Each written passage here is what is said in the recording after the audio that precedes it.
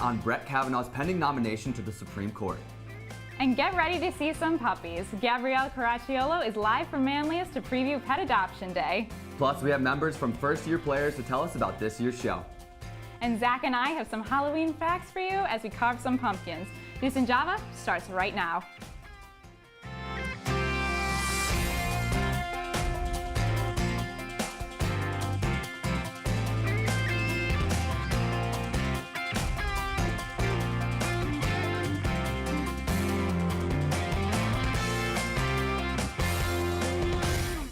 Good morning, and thanks for starting your morning with us. I'm Zach Allen. And I'm Morgan Trau. First, Greg Bradbury is here with the week's top headlines. Greg?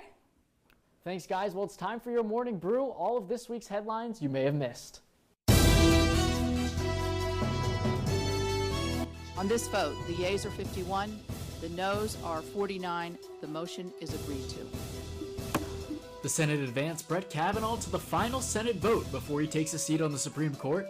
The vote took place after the FBI released its report into the sexual assault claims made by Dr. Christine Blasey Ford. Republican Lisa Murkowski voted against Kavanaugh, but it wasn't enough as other crucial swing votes made by Republican Jeff Flake, Democrat Joe Manchin, and Republican Susan Collins all voted to advance Kavanaugh. That the allegations failed to meet the more likely than not standard. The final vote is taking place today. Hell no, Kavanaugh! Protests against Kavanaugh continued throughout the country, including right here on campus. Meanwhile, downtown, a Dunkin' came under fire after a worker poured water on a homeless man. That employee has since been fired from the store. In the county, Ryan McMahon officially became the new Onondaga County executive this week. It'll be a different role, it'll be different, and this place means a lot to me. One other thing to look out for in the county is meningitis B. SU Health Services is working with the Onondaga County Health Department after a student here on campus was diagnosed with the deadly disease. Also on campus, Mental Health Awareness Week was in full swing. Students were able to participate in events and listen to guest speakers to help end the stigma. And this is an opportunity right now to prove it. We've had a setback. It's our first one of the year. Now, what are we going to do now? And the football team is taking on Pitt today in just over an hour, looking to rebound after last week's close loss to Clemson. This has been your Morning Brew. Thanks, Greg. And now let's delve deeper into this week's top stories with the Squeeze. Now, as the votes stand now, Judge Brett Kavanaugh is poised to be confirmed as the next justice of the Supreme Court later today. The week began tensely as senators awaited the results of the FBI's investigation into the sexual assault allegations brought against Kavanaugh by high school peer Dr. Christine Blasey Ford. The report was made available for senators to read on Thursday, and it immediately divided the Senate. Republicans found it fair and conclusive, while Democrats thought the investigation wasn't thorough enough, a sentiment echoed by Ford's lawyers in a statement released Friday night. As key senators took their turns reading the single copy of the report on Thursday, they began to make their decisions on votes. What we know for sure is the FBI report did not corroborate any of the allegations against Judge Kavanaugh. No. And the second thing we know for sure is that there's no way anything we did would satisfy the Democrats. As of Thursday, there were 5 senators whose votes were still unclear. After reading the report, which he himself asked for, Jeff Flake said he was satisfied with the results and that no more evidence corroborating the allegations had been found, indicated he would vote yes. Meanwhile, Red State Democrat Heidi Heitkamp, who is up for re-election in November, announced she would vote against confirmation, citing Kavanaugh's temperament at the hearings last week as the deciding factor in her vote. Thank you, Mr. President. Please vote no. By Friday morning, as the vote to proceed with the nomination began, 3 votes were still up in the air. GOP Senators Lisa Murkowski and Susan Collins, and West Virginia Democrat Joe Manchin. Murkowski later said she hadn't even made a decision as she walked into the chamber before the vote. She ultimately voted no, but she was the only Republican to split from the party, however, as Collins voted yes, and Manchin joined her as the only Democrat to vote with the Republicans. Friday morning's cloture vote was not the end of the saga, however, as senators have voted differently in confirmation votes in the past. Therefore, I do not believe that these charges can fairly prevent Judge Kavanaugh from serving on the court. Collins gave a lengthy speech on the Senate floor in the afternoon detailing why she had voted yes and saying she would be able to vote yes to confirm. Manchin followed this with his own statement, saying he would also be voting for confirmation. Murkowski said that she does not feel Kavanaugh is the best man for the position at this time. However, she agreed to vote present instead of no, to allow Montana Senator Steve Daines to attend his daughter's wedding and miss the vote. 50-48 is how it all plays out as the Senate prepares to confirm Judge Kavanaugh. Still, protests continue in the nation's capital and at senators' offices around the country as the nomination process bitterly divides the electorate. All eyes will be watching as the vote takes place at 3:30 this afternoon. And on a much lighter note, this morning, Getty's Federal Savings and Loans of Manlius is hosting a pet adoption day. Juice and Java morning correspondent Gabrielle Caracciolo is live at the bank where 10 different shelters are participating in the fair. Gabrielle? Thanks, guys. That's right. I'm here at the fair, and today's adoption fair is free to attend. Some pets can be adopted on the spot, while others you have to fill out an application that can take up to a couple of days. So there are dogs and cats here, so if you're a dog person, cat person, there's a little bit of something for everybody. And so, Gab, tell us more about that cute little puppy in your arm.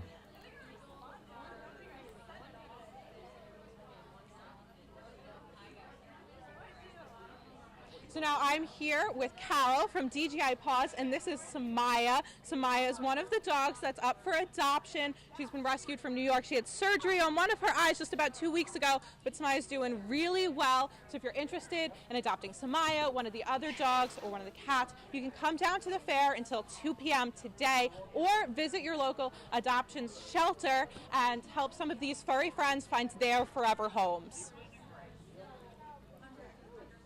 Thank you so much, Gabrielle. The fair will continue until 2 p.m. today. So if you're interested in adopting a new pet like the ones you just saw, you can head down to 240 West Seneca Street today or check out your local rescue shelter. And speaking of pet adoptions, Syracuse University has a new furry friend on campus. In an email addressed to the SU student body, Chancellor Ken Severud reveals he has been adopted by a new dog. The adorable 7-month-old rescue named Grace is a German Shepherd Terrier mix. The Chancellor and his wife Ruth are grateful for the Orange community's kindness and look forward to raising their new pup. This is a huge power move by Ken on the right off the get-go. I mean, if I was to get a new dog and I was in power, I would say, hey, I'm just going to email everybody, and I love that he did that, and I think it's going to be great. I mean, we'll see him walking around campus with this new dog, and you even said people are going to his house? Yeah, Chancellor Kent definitely welcomes everybody, and everyone knows that he goes to the women's building to work out, so a lot of people on Comstock are on the lookout to see if the dog is going to be walking past there with him. And a great job by him to rescue a dog. And according to the latest jobs report, unemployment in the U.S. is the lowest it's been in nearly 50 years. While job creation rates dropped in September, the unemployment rate fell to 3.7%, becoming the lowest rate since December 1969. The Labor Department credits the historic lows to high employment rates in African American, Hispanic, disabled, and less educated communities. This leaves businesses and consumers alike feeling more confident than ever, even as the stock market index nears record highs. Now, Morgan, we're going to be hitting the job market a lot sooner than we'd care to admit. So what are your thoughts on all this? So obviously, I'm very excited for us. And also, the unemployment rate hasn't been this low since there was a man on the moon, and also the Beatles were still together. Yeah, and another 134,000 jobs created in September, but I think the biggest takeaway is that African Americans and people with disabilities are the reason for this unemployment rate dropping so low. Yeah, economists have right said that basically it's just going to keep getting lower and lower as time goes on. It's great news. So while you're pulling out your fall sweaters and boots, don't forget to bring out all of your pink apparel as it is International Breast Cancer Awareness Month. Our morning correspondent Lilia Wood is here to tell us about how we can help fight the fight and find a cure for breast cancer. Thanks, guys. This year alone, the Susan G. Komen organization estimates that there will be over 200,000 new cases of breast cancer among men and women in the United States. Not only that, but 1 in 8 women have a risk of getting breast cancer within their lifetime. The month of October is dedicated to thinking pink and decreasing those statistics. On a national level, tennis star Serena Williams partnered with the hashtag #ITouchMyself project to encourage women to examine their bodies regularly. She went topless in a music video where she sang Divinal's 1990s hit, I Touch Myself. Want you to remind me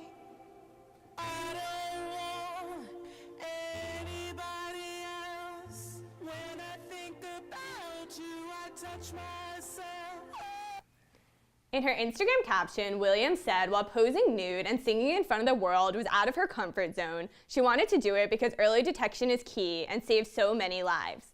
Other than celebrities, companies also joined the international awareness campaign. Chevrolet is donating $5 every time someone posts using the hashtag #IDrive4 on Twitter or Instagram.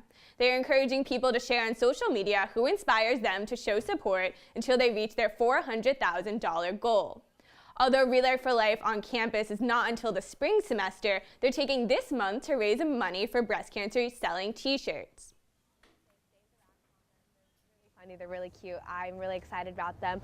We're selling them for $15, and all of those profits will go towards our fundraising goals for the American Cancer Society.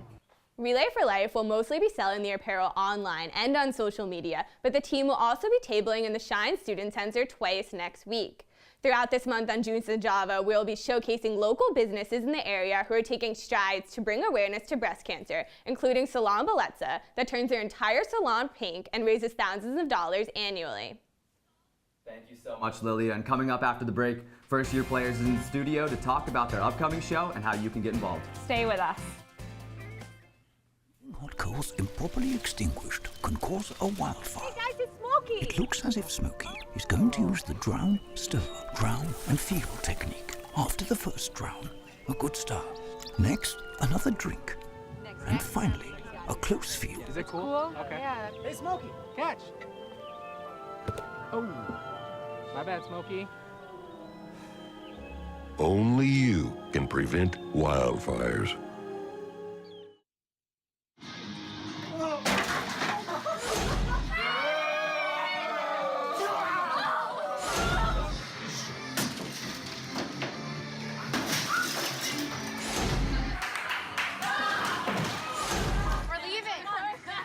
Most party fouls are pretty dumb. But if you decide to drink and drive underage, you could lose your license and your freedom. Underage drinking and driving. The ultimate party foul. They'll test you. Try to break your will.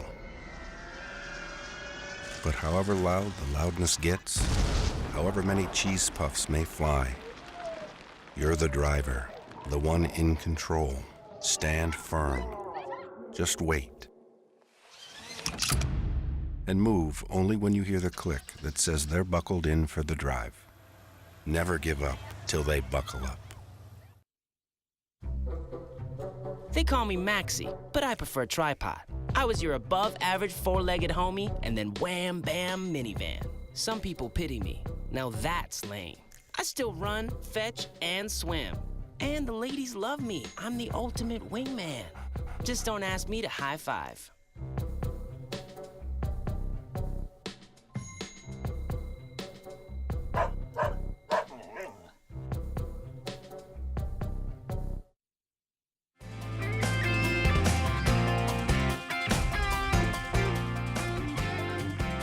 Welcome back to Juice and Java. Joining us today are some of the brains behind the freshman year musical organization, First Year Players. Thanks for coming today, guys. We can't wait to ask you about this year's new musical, Newsies. Thanks for having us, guys. Good to be here. Yeah, so you had so many people come out to your last musical, Young Frankenstein. How many people are you thinking are going to come to the auditions for Newsies? Well, we're hoping to get a bigger crowd than usual because we're approaching Newsies a little differently than you may have seen. Newsies is typically an all-male cast of these crazy dancing boys. We're doing more of a gender-neutral ensemble casting, so some roles that may have been typically played by males will be played by females, which is very exciting. And we're trying to get the best performers possible to come out for our show. So we want the best of all different types of skills and talents to come out for this show. So we're hoping this year to get more than we ever have. We think Newsies is a great way to do that. Now, from what I know about the Newsies, one of the biggest things from this play is that there's crazy, intense choreography. Now, how did you guys approach that? So we are going to try to stay true to that big spectacle of dance, but we're going to do it in a way that makes it able for anyone to do it. No matter your dance skills, you could still be in this show, have like a featured part in this show, and we're going to kind of do that through music and dance because there are a lot of solo opportunities on the music side. So kind of finding that balance and using the choreo as a way to like showcase people rather than like turn people away from the show. Awesome. So Newsies is a classic. I know I watched the film and I saw it growing up. So what are you guys going to do to make it sort of new and fresh? Well, I think when you look at the show Newsies, there's a lot of themes that are super relevant to today's world, I would say. It's a story really, if you strip it all down, about young people wanting a seat at the table and wanting their voice to get heard, and they come together behind a common goal. So I think that in itself speaks volumes to today. Also, the way we're casting it is very contemporary. In the age of Hamilton, anybody can play any part, and we're trying to channel that with our show.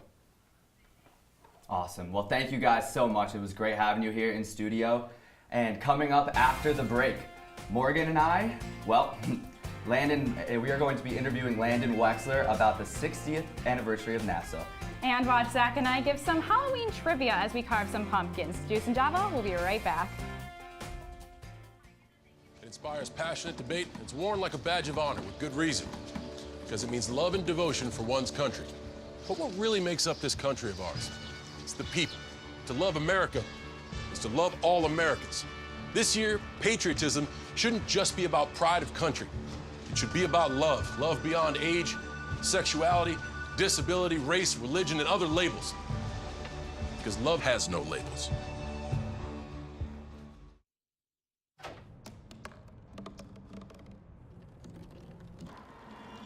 Everybody has a dream.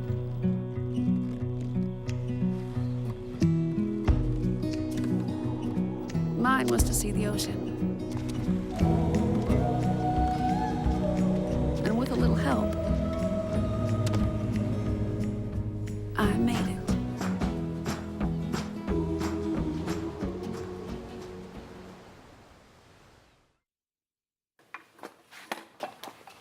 Did you hear about the pony with a sore throat? He was a little horse.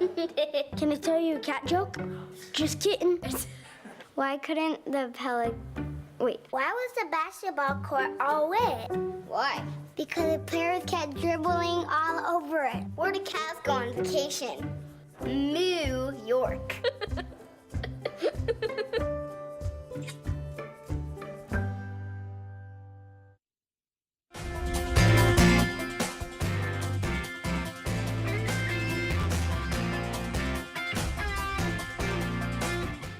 Java, we are here in Thornton Park and we're ready to carve some pumpkins. Did you know that Halloween is a $9 billion industry?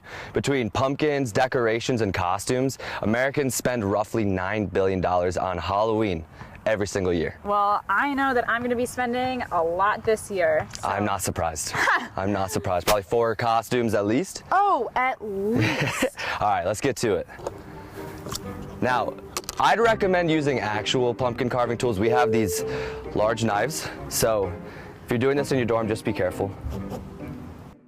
Step 1 is done. Okay, well, that's not fair. I don't know what I'm gonna do with all these guts, but oh no. Well, I guess I'll just dump them. Well, how should I? Did you actually know that pumpkins, the time the first word was created, it was actually in the 1500s with Cinderella? Really? Mm-hmm. Cinderella was around back then? Yeah, actually all of those Disney stories were around way earlier. But I'm sure they were a little bit different though. Oh yeah, I'm sure the ones Disney that we've made seen. them more kid-friendly, but they actually, when midnight strikes, the carriage would turn into a pumpkin. So that's why she had to get out, and that was the first time it was ever used in literature. Really? Mm-hmm. I love the smell of pumpkins. Oh yeah? Yes. And these ones are little, but wasn't there one in Buffalo that just... Yeah, this past weekend actually, a Buffalo man set the New York State record for having a 2,000-pound pumpkin. 2,000 pounds? Yeah, I have no idea how he got it to the contest, but he won $3 grand for having a 2,000-pound pumpkin. How do you That's more even than do some that? cars weigh. Like smart cars, that's way more than what smart cars weigh. That's crazy. I mean, you must have to put that on like some sort of vehicle to get that to the fair, right? I mean, they probably have to have some sort of lift just to get it onto a vehicle. I know Halloween can be spooky enough for you as it is. Now imagine seeing a full moon on Halloween. It's actually incredibly rare. Won't happen again until 2020. 2020? Yeah. So we won't even be here. Yeah, you'll probably still be dressing up though. Oh, I will always be dressing up. Because you know what? Halloween is the second most commercialized holiday. And really?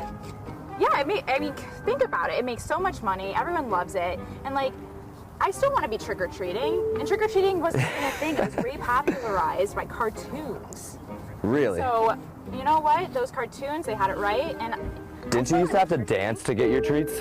you know what? Yes, you did. And I would so do that. so I am not I would dance and then be like, here, just take the whole bucket. I mean, you deserve You're it. that good. Yeah. You're that confident. We might have to do a dancing segment because I don't know if I believe that. Ready? Bam. I didn't even get to see yours.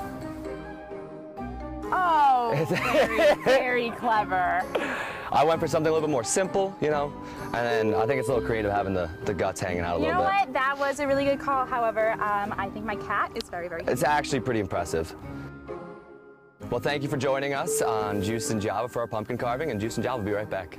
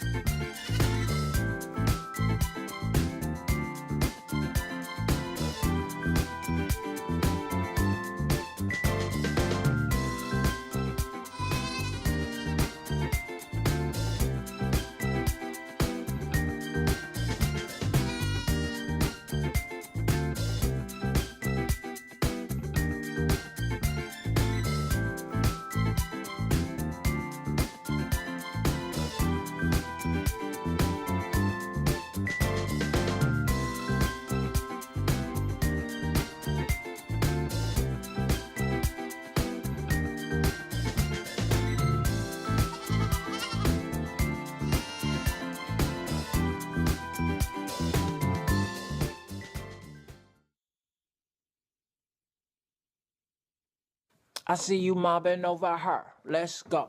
Let's mob. Let's crawl. Let's crawl. Let's crawl. Hey, yo, we mobbing. Come on, girl. Let's crawl. Hey, yo, let's crawl.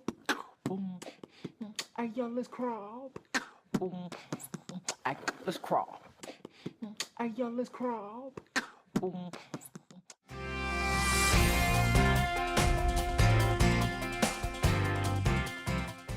Welcome back to Juice and Java. Earlier this week, NASA celebrated its 60th anniversary. And while the Space Organization released a 60-second video showing its accomplishments throughout the year, the federal agency's influence is more than out of this world. Juice and Java correspondent Landon Wexler is in studio to tell us all about the inventions that we wouldn't have had without NASA.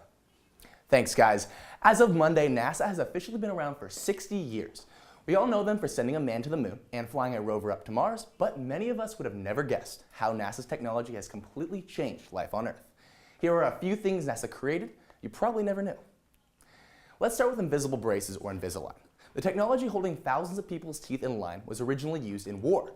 NASA needed to find a material that could track heat-seeking missiles that was transparent. Hundreds of heat-seeking missiles later, and the people at NASA said, gee, we could use this stuff to straighten teeth. Good call, guys.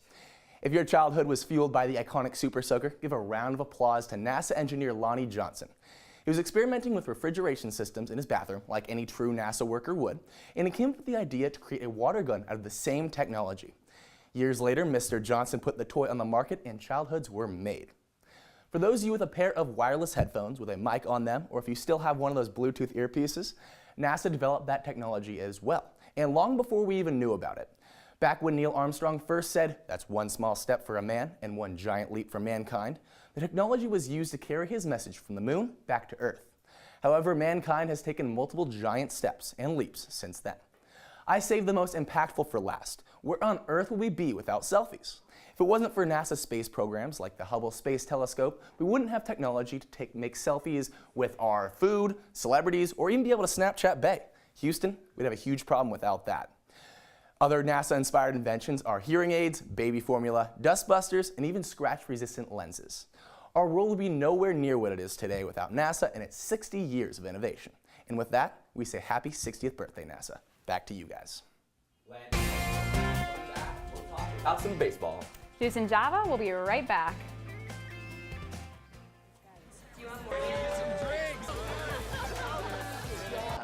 Are you good to drive? I'm fine. How many did you have? I should be fine. You should be. Go and step out of the vehicle for me. See ya, buddy. Good luck. So turns out, buzz driving and drunk driving, they're the same thing, and it costs around $10,000. So not worth it. They told me a bottle couldn't dream. That I would never become a superhero.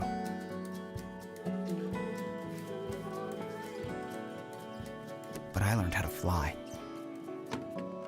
Just to come back in a new disguise. And be the hero that I've always wanted to be.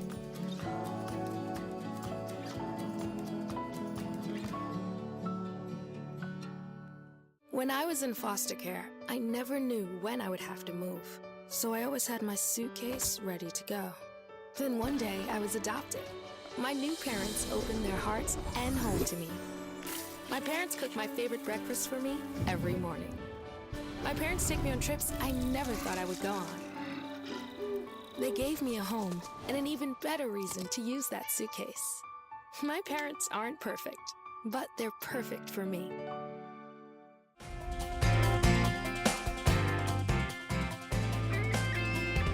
Welcome back to Juice and Java, and now that the calendar has officially flipped to October, it's time for pumpkin spice to return to stores. And you know, that's true, Zach, but it also means the return of playoff baseball, and Aodan Doyle's in studio with an update on the MLB playoffs. That's right, guys. Playoff baseball is back, and the race for the World Series is officially on. Despite winning 100 games and finishing with the third best record in all of baseball, the New York Yankees found themselves in a winner-take-all wild card game on Wednesday night against the Oakland A's. Backed by a bullpen of powerful arms and a lineup of powerful bats, New York cruised to a 7-2 victory, setting up an ALDS matchup with their fiercest rival, the Boston Red Sox. It had been 14 years since the two teams faced off in the postseason, and Game 1 certainly lived up to the hype. The Sox struck first as J.D. Martinez smacked a 3-run home run in the first inning, and when Boston ace Chris Sale left the mound, the team led 5-0. But New York wasn't about to go quietly into the brisk Boston night. No, the Yanks clawed back, scoring 2 in the 6th and 1 in the 7th, but couldn't quite muster the big hit they needed with the bases loaded. When it was all said and done, Boston reigned 5-4, and with Game 2 tonight, the pressure now turns to New York to rebound and even the series. Boston sends David Price to the mound, whose career ERA against New York is near 5, and who's just 2-8 in the playoffs. Will the lefty's struggles continue, or will he etch his name onto the list of Boston playoff heroes? Who knows? What we do know, however, is that it's Yankees-Red Sox in October, and guys, what more can we really ask for? It's a great time for baseball, my man. Now, Aodan, being the native Ohioan that I am, how are my Cleveland Indians looking? I'm sorry to break it to you, Morgan, not great. They lost Game 1 of the ALDS to the defending World Series champion Houston Astros yesterday, and that was with their best pitcher, Corey Kluber, on the mound. So it's not over. There's no death sentence yet, but they're going to need some work to come back. But they've got the talent to do it. Aodan, always great to have you on the show, my man. Thank you, Zach. Now, thank you so much for joining us. That's all that we have for Juice and Java this morning. Check us out online at CitrusTV.com and follow CitrusTV on Facebook, Twitter, and Instagram. I'm Zach Allen. And I'm Morgan Trau. Have a great weekend, Syracuse.